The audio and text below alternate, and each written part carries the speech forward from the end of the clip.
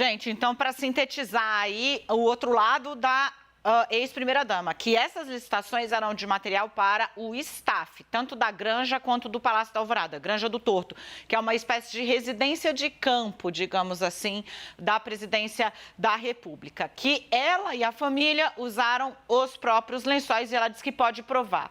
A Renata Agostini obteve hoje novo material aí, digamos, que acrescenta uma outra camada a essa discussão sobre a destinação dos móveis. É o que Michele Bolsonaro tem chamado de prova de que ela não só não deu perdimento aos documentos, como que houve catalogamento, essa palavra existe? Que foram catalogados os móveis que saíram do Palácio da Alvorada para que os móveis da casa dela no Rio de Janeiro pudessem entrar. Renata, traz pra gente o material que você conseguiu acessar, informação exclusiva dela, da Dama de Copas.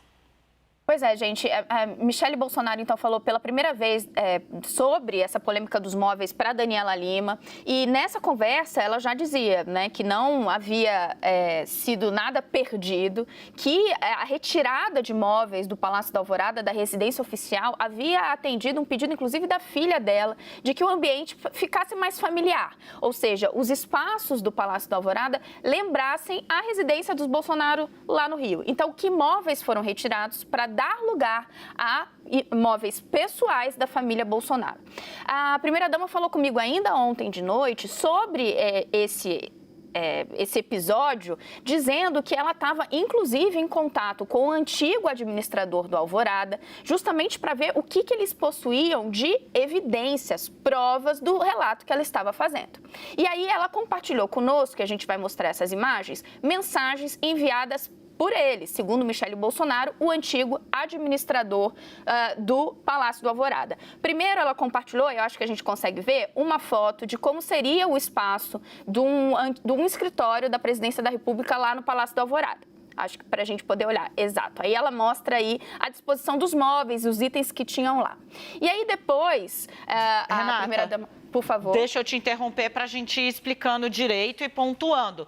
Esse é a espécie de escritório subutilizado, né? Que ela diz que os móveis foram retirados para que ela pudesse fazer de uma sala um ambiente conhecido ali com a carinha que a Laura conhecia. É esse o ambiente? Exatamente, é o que elas enviam. Na origem. Isso. Exatamente, tá. Os móveis que estavam lá quando eles chegaram. Então, isso tudo aí, segundo Michele Bolsonaro, eram itens que estavam lá, patrimônio público, patrimônio do Palácio da Alvorada. E aí, em seguida, o que a ex-primeira-dama compartilhou conosco? Mensagens, segundo ela, enviadas pelo antigo administrador de imóveis do Palácio da Alvorada, mostrando esses objetos que foram fotografados para envio para o depósito, porque o que Michele diz, olha, tudo o que eventualmente saiu do Palácio da Alvorada foi catalogado, existe uma equipe de servidores responsável por isso e isso tudo foi para um depósito. Então, veja aí, as mensagens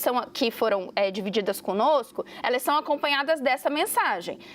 Por exemplo, né, o quadro, o item tal, e que está saindo do escritório PR, né, Presidência da República, e indo para o depósito 5. E ali todas as mensagens a gente vai vendo vários itens que a gente consegue identificar na foto original, que mostra como era o ambiente.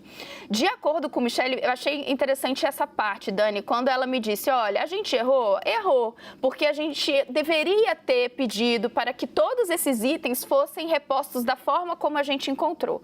Mas nós não fizemos isso, segundo Michele Bolsonaro, porque eles não tinham maldade, não enxergavam que isso se tornaria um problema. E aí, da mesma maneira que ela já havia feito para Daniela Lima, ela criticou a postura do atual governo, a postura da sua sucessora, a esposa de Lula, né, a primeira-dama Janja, por entender, na visão de Michele, que essa é uma história que não para de pé e que Janja deveria se dedicar ali a projetos reais. Além disso, uma segunda passagem que foi comentada pela ex-primeira-dama e que ela também nos enviou um material, se refere ao caráter da cobrança que está sendo feita, segundo ela, pela atual gestão.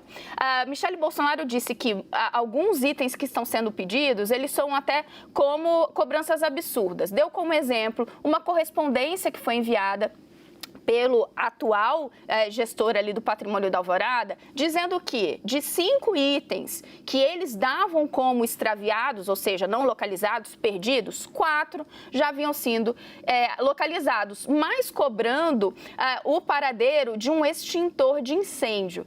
E aí Michele diz, olha, esse extintor de incêndio era de 2015, não tinha nada a ver com a nossa gestão, ele já estava guardado num depósito e o antigo administrador teve que explicar que ele era de uma empresa terceirizada que já nem prestava mais serviço para a administração pública, para a própria presidência.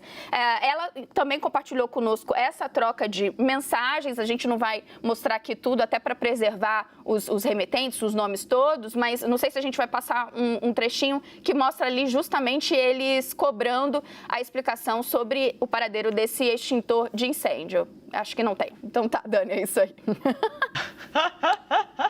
Muito bom. Deixa eu trazer o Leandro Rezende rapidinho aqui para a gente poder amarrar um pouco. O que tem, Leandro, é uma coisa de parte a parte. Honestamente, eu corroboro nesse ponto que disse...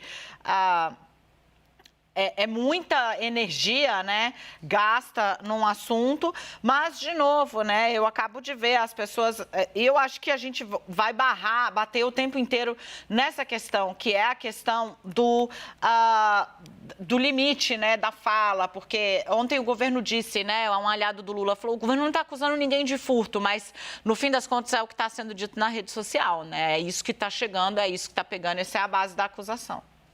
E aí vira uma disputa que sai um pouco do âmbito dos fatos e do racional e vai para o âmbito da retórica política. Enfim, se tornou um ponto, né, que, primeiro, né, a gente está falando, é óbvio que existe a realidade brasileira, a gente está falando de lençóis que custam aí juntos, né, R$3.000, 3.000, 4.000 reais, um sofá reclinável que custa R$60.000. Isso está fora da realidade do povo brasileiro. Mas no universo de compras que um país como o Brasil, que uma presidência da República, que gasta muito, como a brasileira precisa fazer, isso é muito pouco. A gente está falando de R$35.000. É dentro do que a gente precisa, de fato, discutir, pouco. Mas como o governo fez um esforço inicial da Janja, abrindo as portas do Alvorada para mostrar que estava tudo quebrado, aquela pichação com o nome Edu na parede de um prédio histórico, público, projetado ali na década de 60, enfim, tem todo um componente de desprezo ao patrimônio histórico embutido nessa primeira narrativa. E agora, a Michele Bolsonaro, o PL, a direita,